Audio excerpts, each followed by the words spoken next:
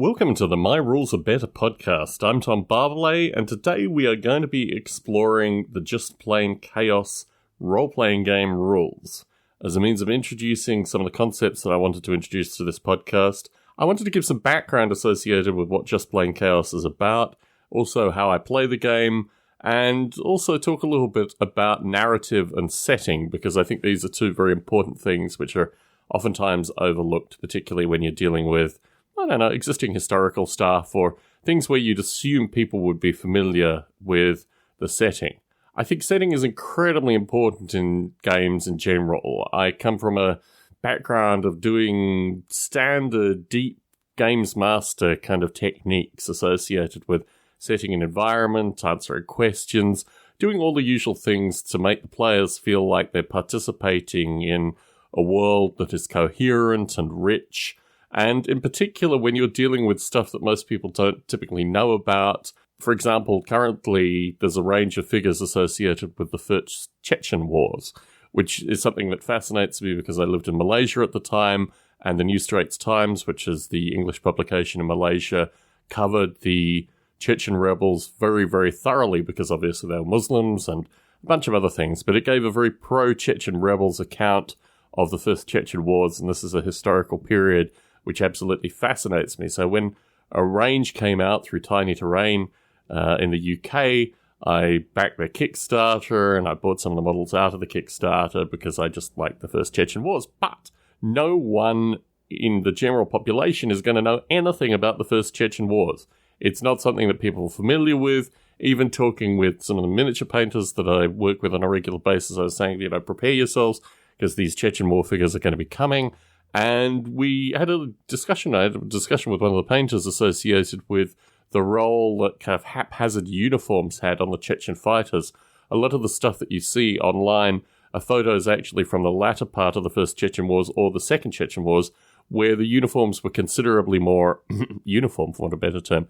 Actually, what's fascinating through the early period is that they were just cobbling together stuff that you would probably get at a military surplus store here. I mean, really just a bunch of different uniforms from all over the world kind of cobbled together, primarily because these fighters were fighting in dense, thick forests, basically, and cityscapes. So towns, cities, and thick forests were the typical points of conflict areas in the first Chechen War. So giving a narrative, giving some background, giving an explanation to what the setting is for the game that you're playing, I think is really very important. And with Just Plain Chaos, it's set in a near-future post-apocalyptic world. It's based loosely on some of my writing. It's based loosely on a variety of settings, some of which I published, some of which I haven't published. So giving the setting to folks is really important. And when I decided to run this at work, I had historically run about 18 months worth of 5th edition Dungeons & Dragons with my co-workers. So they're already familiar with my general play style, my general narrative style. And the other thing is I run these after a regular day of work. So I'm typically quite tired through this experience as well. So when I ran D&D, I found that it was best run on a Tuesday night. I was best rested, best placed to actually do the game on a Tuesday night. And when I ran the game on a Wednesday night or a Thursday night, a lot of the mathematics that I like to keep in my head, I just couldn't keep up with that. It wasn't happening because I was just absolutely, I was just shocked basically by the end of the week. And there was no point in running a detailed game. So when I stopped running D&D, it was primarily because the characters had just gone to, the next stage was have them fighting demigods on some astral plane somewhere. I mean, we'd been playing for 18 months. The characters had leveled up fully. Everyone knew their battle styles. Everyone knew their strengths and their weaknesses. It wasn't really role-playing anymore. It was just kind of mechanics. So I took about 6 months off, and the choice to restart the gaming session came to me really when I was in New Zealand. And in parallel to this, I was also discovering Victoria Miniature's line of what would be used, I guess, as 40k Imperial Guard of a wide variety of different flavors, but are just really beautifully sculpted figures. Victoria Lamb was an early Gold Demon winner. She's based out of Adelaide, South Australia, which is the town I was born in, or the city as it is now that I was born in. And I have a really strong affinity for a lot of the aspects of the Victoria miniatures. The sculpting is just amazing. So I found this miniature line. I thought, okay, So I've got this narrative associated with my historical writing. I found this miniature line that fits together with this thing. This would make a really interesting skirmish game.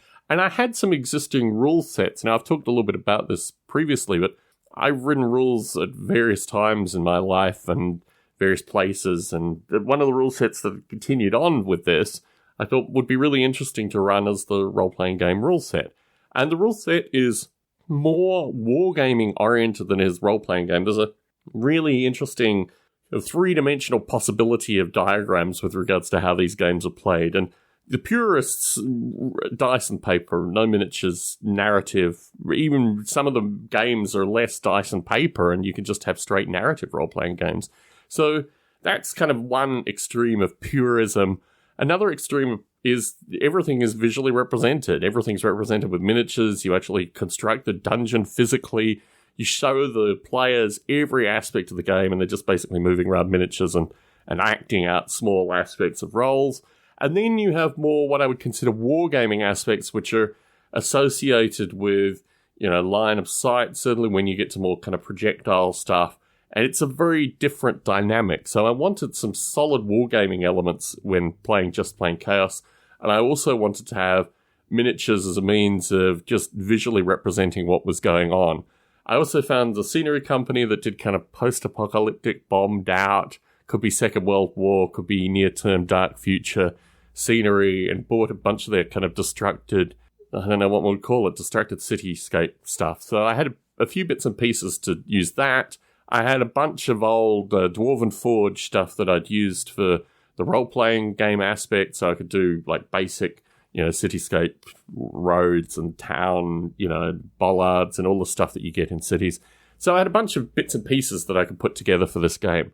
But the most important thing for me initially was the narrative, and I'm including the PDF of Just Plain Chaos role-playing game rules. I've got to say, this is a really rough set of rules. And I'm providing it for this podcast to actually give a talking point associated with perhaps how rough you can go, but also just what you need to do if you yourself are running a scenario, not, selling it to other people, not even passing it on to other people for them to play. If you're the primary person that's running this and you just want a rule set that you can point to, that's really where the Just Plain Chaos role-playing game rule set is. But I wanted to provide it because I wanted to talk about my thinking associated with the narrative and the mathematics, and I thought that would be an interesting thing to start this podcast out with. So the first thing that I included with the Just Plain Chaos rules is a series of discussions associated with house rules, what the role-playing game is, and also how to resolve disputes. Now, thankfully, really thankfully, disputes very rarely occur. The way that I play these games, particularly at work, is associated with maintaining and maximizing the narrative. I don't want to kill off characters.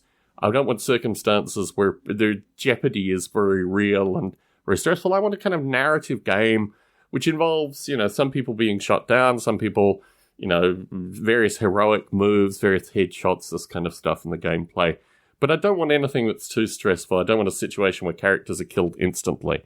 And certainly a lot of the stuff that I do through these rule sets is about exploring narrative, which is why I thought it was important to actually record a podcast initially associated with narrative.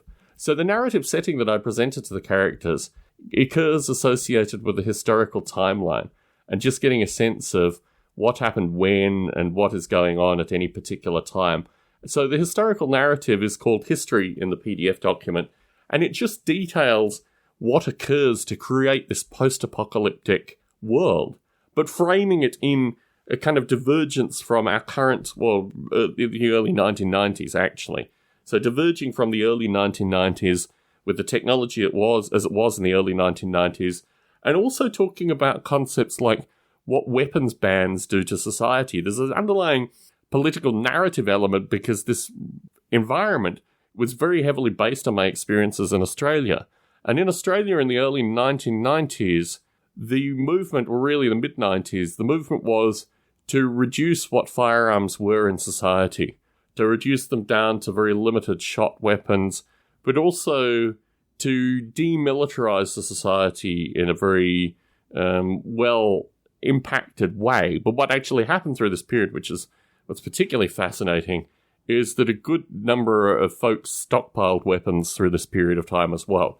So I wanted to capture something which people in the US aren't very familiar with, because, I mean, obviously there have been various weapons bans here, but still the weapons are pretty omnipresent. Whereas in Australia, the people that wanted to hoarded weapons. They hid weapons, they did a variety of different things. But in general, the society operated with kind of new standards in what firearms were.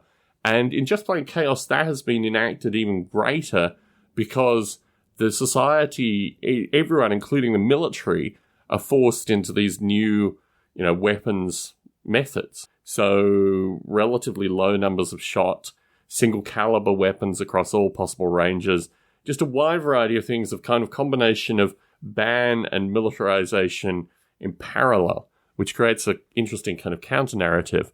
What you get through this as well is a social narrative associated with ruling elites. So the players, as they play it, are basically disenfranchised factory workers that are being further and further kind of concatenated into slave labor camps because of a variety of different factors, and the elites are just becoming more and more paranoid against the potential for armed revolt and this kind of stuff, which is what the game is actually about. So what I wanted to construct is some societal, elements to this thing. Also the notion of armed humans versus unarmed humans, which comes up through the general gameplay, and a notion of a ruling elite that's willing to cannibalize its own population. The whole notion of almost like a civil war, where a ruling elite will enact really draconian measures and actually cripple and kind of roboticize elements of the humans that are, left over in the lower, the lower society, so to speak. So what I did with this was I created a history which described as in the document from the early 1990s to the mid-2010s, and then I circulated that. So 2 weeks before the game started, I just presented this timeline narrative in just printed out bits of paper that I just handed the players, so they could get their own mentality into, oh, what is this? This isn't Dungeons & Dragons, this is something new. This is something that we're going to have to, look into and think about. And all these kind of constraints, I think, kind of fit the theme. And in parallel to this, I'd gotten the Victorian miniatures, and I'd also sent them to a painter who had done a really amazing job creating very dark, apocalyptic elements to the figures. It was obviously taking the original Victorian miniature sculpts, but then just creating something that was very visually attractive and also got a sense of the players, that they were playing characters within something that was, very well defined. And I'm not a particularly good scenery painter, and as I've noted, I farm my miniatures out for commission painting because I'm not a very good miniature painter. But I wanted to create this overarching narrative where immediately coming to this, from working at Netflix, these people were immediately transported into the environment. They immediately felt the repression. They immediately had a series of questions. I mean, the beautiful thing about controlled narrative is you can actually frame new discoveries and a variety of new things in the environment through the way that you construct the narrative. And certainly the characters in this game were very much downtrodden, not getting the right amount of information. The actual playing of the game creates a discovery element to finding out things about the world that they're in. And that, I think, over time has a really powerful effect on people that are playing these games. They feel very immersed in it.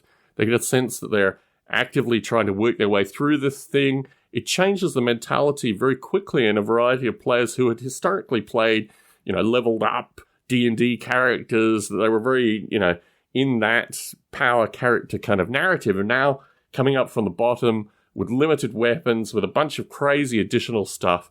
And that, I think, was very important with regards to framing Just Plain Chaos as a game. I wanted to talk a little bit about the nature of kind of career paths and how that was described through the use of skills in the game. And as you'll note through the PDF, the skills are they're just literally single-line descriptions. There's no greater detail. There's no notion of this. But by describing to the players early on that you've got this dice rolling mechanic that I'll talk about in another recording. But from that, you get a list of regular intelligence, irregular intelligence, appearance, physical health, and mental health. These are the statistics that come through the game. And these are the important statistics that are used through the game. And from that, based on the number that you have for each of these statistics, you can pick that number of skills in those particular areas, and the skills are grouped in those groups But some skills, more advanced skills, require you to have other skills in other areas, which means you need to strategically work out what kind of character you want and work out the skill paths through that. And that was a very important dynamic for me, which really comes from the Simbita rule sets. I mean, certainly, I remember when I played the Robotech game initially, and then other of the Simbita rule sets, was very important to me that these notions, and to a lesser extent, this was in the old Warhammer Fantasy role-playing game as well. In fact, really, in Warhammer Fantasy role-playing game, it was a smaller number of skills, but very much the notion of being on a skill path. And this is a dynamic that I really like, because what I'm trying to create here is no all-powerful characters. What I'm trying to create here is characters that have implicit weaknesses, but implicit strengths based on the decisions that they've made. And I think the difficulty that I found playing 5th edition Dungeons & Dragons was a lot of characters worked out, well, a lot of players worked out how their characters could become super characters and have these dynamics which really defined them as characters and completely eliminated the role-playing element.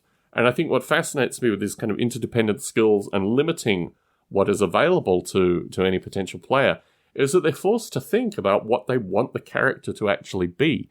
And that is a very important dynamic because it creates a different kind of play style and the ability to slowly move through skill sets, to slowly, level up and rejoin and get a bunch of different things working together, I think is a very important game dynamic that I certainly wanted.